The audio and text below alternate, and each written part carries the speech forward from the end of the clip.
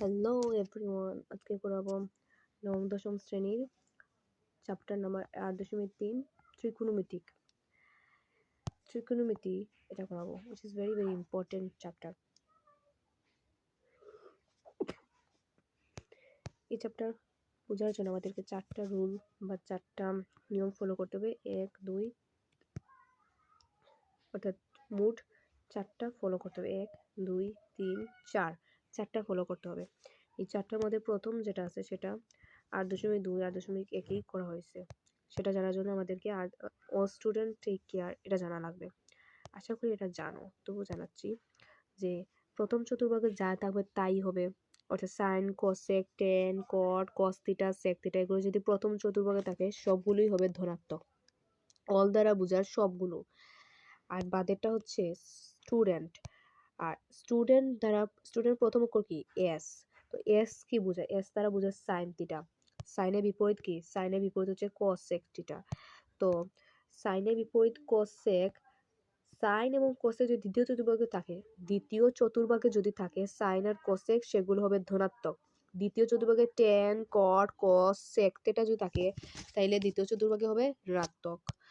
কি হবে? তৃতীয় চতুর্ভাগে টেন আর কট থিটা যদি থাকে সেগুলো ধনাত্মক। অর্থাৎ টেক কেয়ারের প্রথম অক্ষর টি অর্থাৎ টেন থিটা।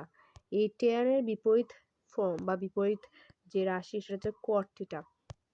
টেন থিটা কট থিটা যদি তৃতীয় চতুর্ভাগে থাকে সেগুলো ধনাত্মক।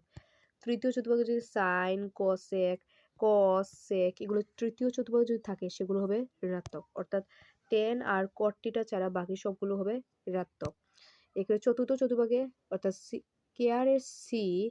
কেয়ারের সি দ্বারা বোঝায় কস থিটা। কেয়ারের সি দ্বারা বোঝায় কস থিটা। এই কস থিটার বিপরীত ফর্ম বা বিপরীত রাশি হচ্ছে সেক থিটা। এই সেক থিটা বা কস থিটা যদি চতুর্থ চতুর্ভাগে থাকে সেগুলো ধনাত্মক আর বাকি সব ঋণাত্মক। অর্থাৎ চতুর্থ চতুর্ভাগে যদি সাইন আসে কোসেক আসে টেন আসে কট আসে সেগুলো হবে ঋণাত্মক। অর্থাৎ চতুর্থ চতুর্ভাগে কস থিটা এবং সেক থিটা ছাড়া বাকি সবগুলো হচ্ছে ঋণাত্মক। সেকেন্ড রুল হচ্ছে ভেরি ভেরি ইম্পর্টেন্ট।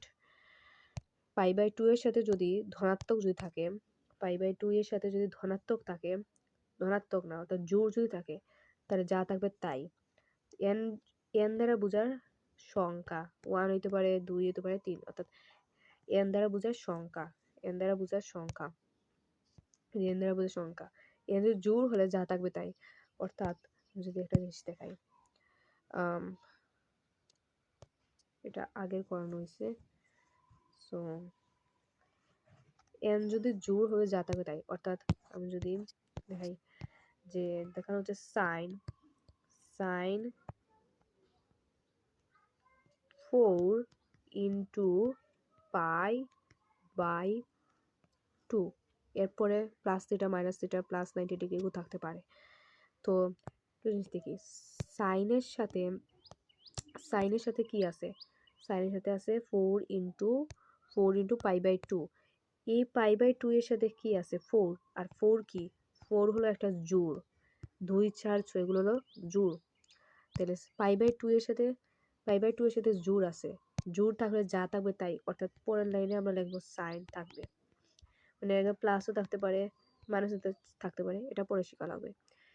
সাইনের সাথে যদি 4 ইন্টু পাই বাই 2 এর সাথে ধনাত্মক জোড় আছে, তো জোড় থাকার গতিতে সাইন থাকবে। একটা জিনিস দেখায় যে ধরো কস থিটা আছে, কস 6 ইন্টু পাই বাই 2 তাহলে কস এর সাথে পাই বাই 2 এর সাথে 6 আছে, তাহলে কসই থাকবে।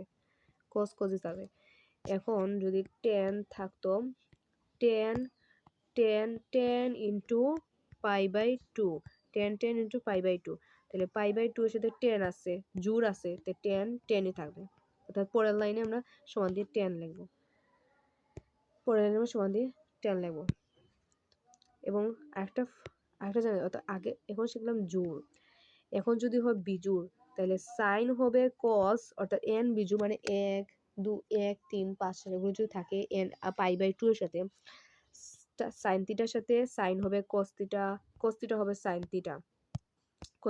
থিটা, টেন থিটা হইব কট থিটা হবে টেন থিটা, কটিটা হবে টেন থিটা, আবার